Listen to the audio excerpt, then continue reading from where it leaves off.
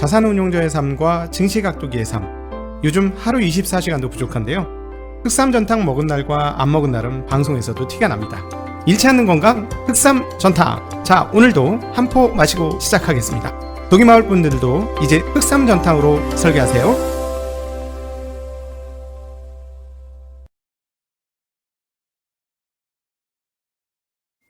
소리 죽이세요.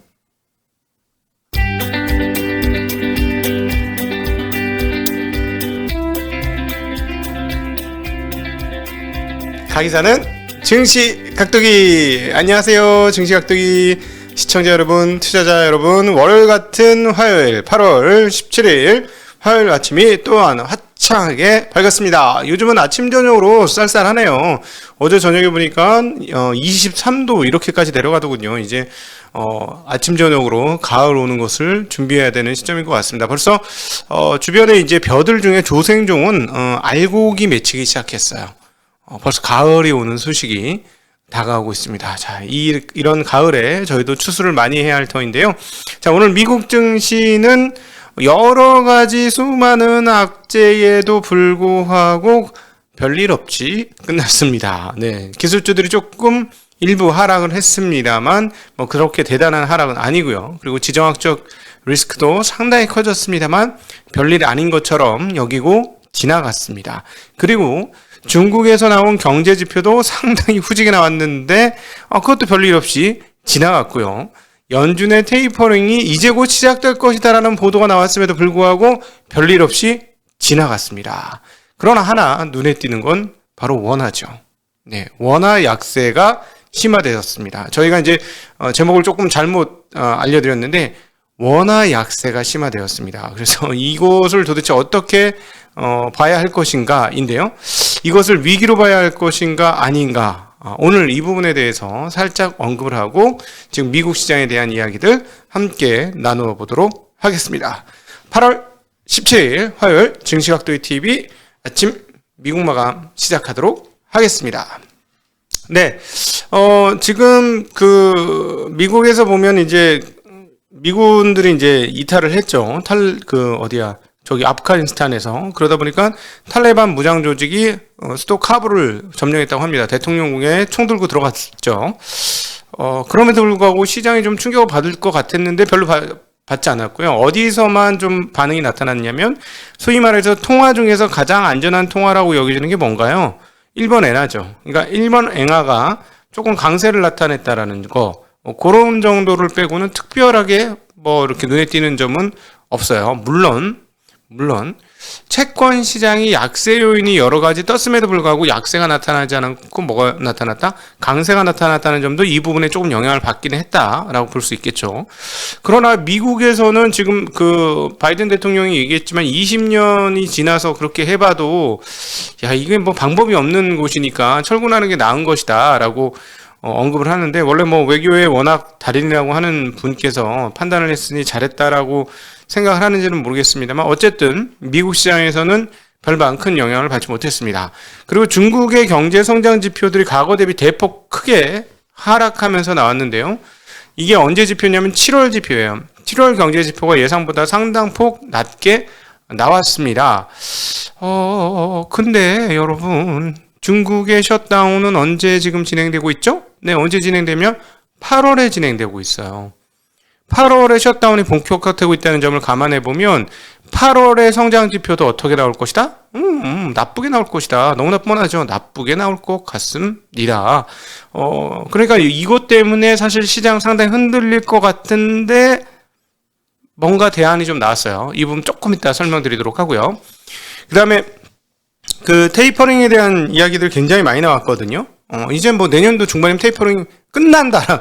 내년 중반에 테이퍼링 시작이 아니고 내년 중반에 테이퍼링 끝난다라고 얘기가 되어지고 있고, 한 10월부터는 테이퍼링 시작이다라고 막 언론에 빵빵 떴어요. 이게 뭐지? 이 부분도 조금 이따 다시 한번 언급드리도록 하겠습니다.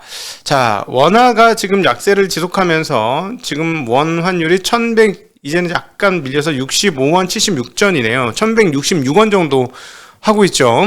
올해 들어서 가장 큰 약세인데요. 사실 이게 이성적으로는 조금 이해가 안 가는 대목입니다. 이 정도에서 예를 들어서 연중 저점 수준에서, 그렇게 될 수 있을까요? 연중 최전데 거기서 개입을 해가지고 원화 약세를 계속 이끌어. 근데 위안화도 약세가 아니고 엔하고는 별로 상관없습니다만 어쨌든 엔도 약세가 같이 약세 가는 것도 아닌데 원화만 계속 약세를 가. 이게 뭐죠 이게 도대체? 되게 독특하죠. 정부의 개입에 의해서 수출 산업 진흥을 위해서 개입한 것이냐? 라고 보기에는 지금 시점이 너무 이상한 거예요. 좀 너무 이상해요. 우리가 지금 중국하고 경쟁해가지고 따라잡아야 되는 그런 가격적으로 있나? 그런 게? 아닌 것 같은데. 신기하다. 그리고 그러면 다른 것들 왜 이렇게 그게 아닌 것 같다라고 말하면서 또 이상하다라고 자꾸 생각하냐면 경상수지 어떻습니까? 경상수지 흑자예요. 주식 외국인들 팔아서 빠져나간다고요? 채권은 꽤 많이 들어와 있습니다. 경상수지 적자 아니죠. 무역수지는 당연히 흑자죠. 지금 너무 흑자잖아. 무역수지는 지금 그러니까 달러가 지금 어떻게 돼? 달러가 쌓이는 상황인데 왜 달러가 유출됐을 때와 같은 원화 약세가 나타나느냐 이거죠. 이게 좀 이상하다는 건데 몇몇 자료에서 그 얘기 했죠. 그 서학개미들 때문이다. 왜 우리 탓을 해? 이런데 서학개미들 탓이다. 이런 얘기. 뭐냐면 한국 분들이 미국 주식을 사러 너무 가는 거야. 미국으로 너무 달려가는 거지. 달러 사들고. 그러니까 미국 주식 달러 살라고 달러를 너무 사가지고 그게 이렇게 빠져나갔다라는 거죠. 약간 설득력 있는 것 같습니다. 약간. 왜 약간 설득력 있다고 보냐면 지금 한국 주식 시장에 참 놀라운 일들이 벌어지고 있는데요. 한국 지금 시장에 보면 저는 이게 진짜 이게 웬열 이랬는데 여러분 지금 IPO하고 거기에 돈이 빨려 들어갔잖아요. 그래서 제가 계속 얘기해 물타기 한 것은 상당히 시장이 약재고 공모전 한다고 돈 빨려 들어가고 다 빨려 들어갔고 그다음 최근에 주가 떨어진다고 개인들이 막 2조 가까운 돈을 그냥 1조 이상을 며칠씩 사고 있지 않습니까? 자, 그렇다면 고객 예탁금은 어떻게 되죠?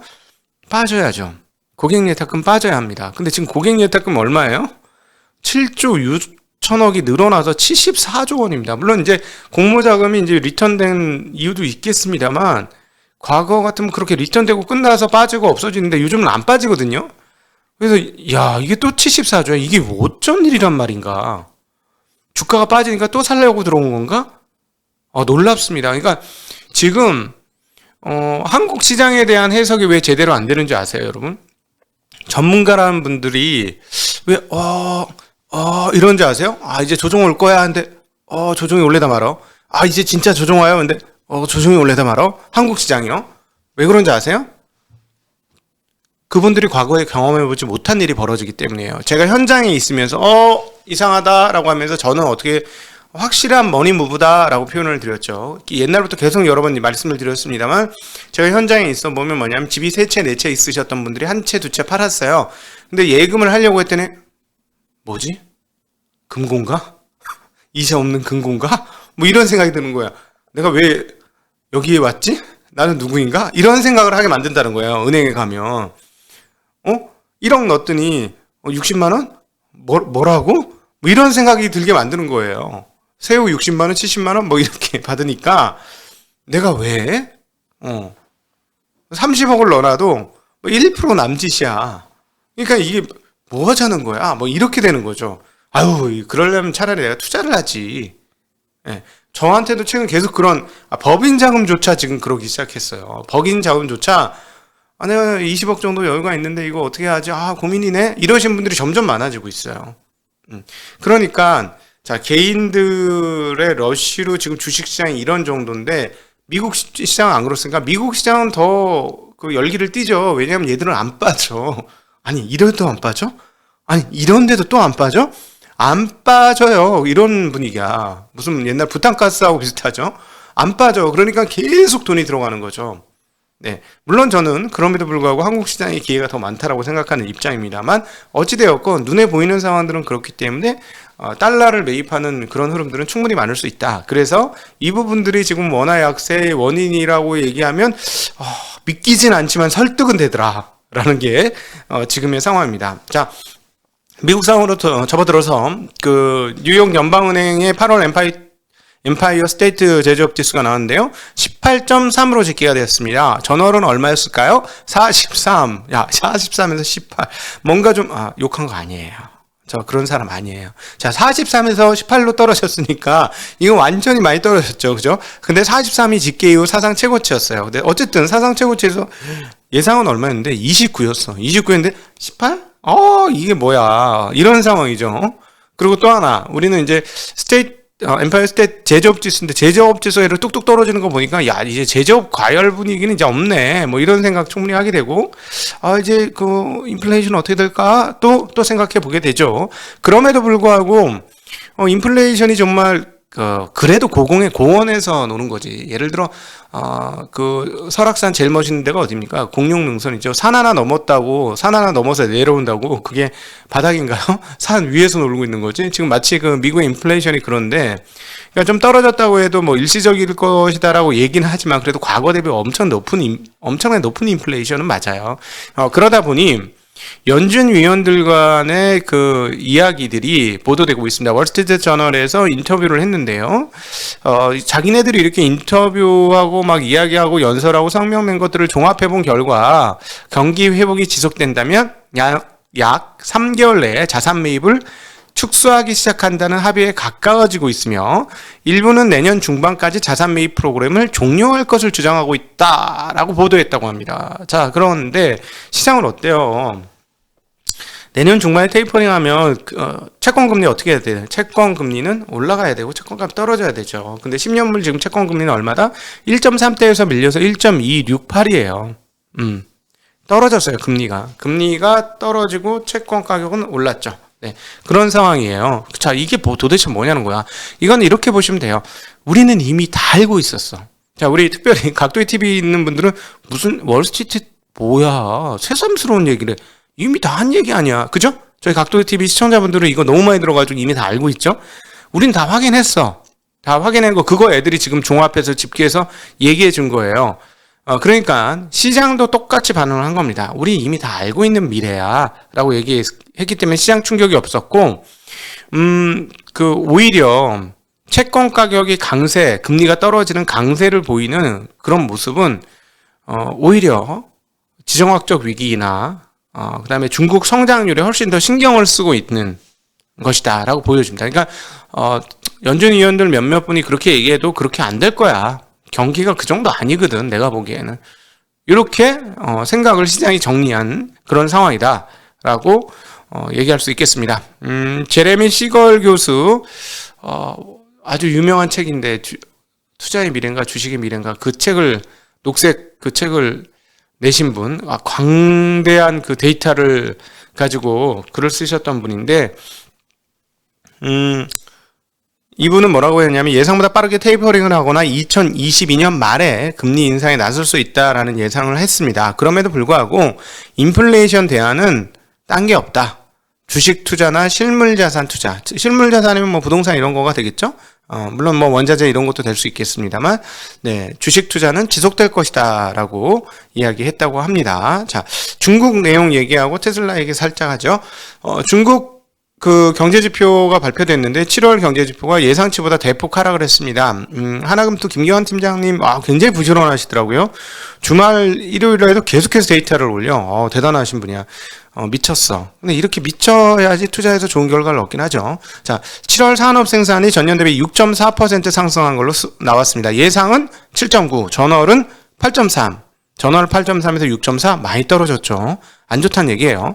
자, 1월에서 7월 고정 투자는 연초 기준으로 전년 대비 10.3% 증가했습니다.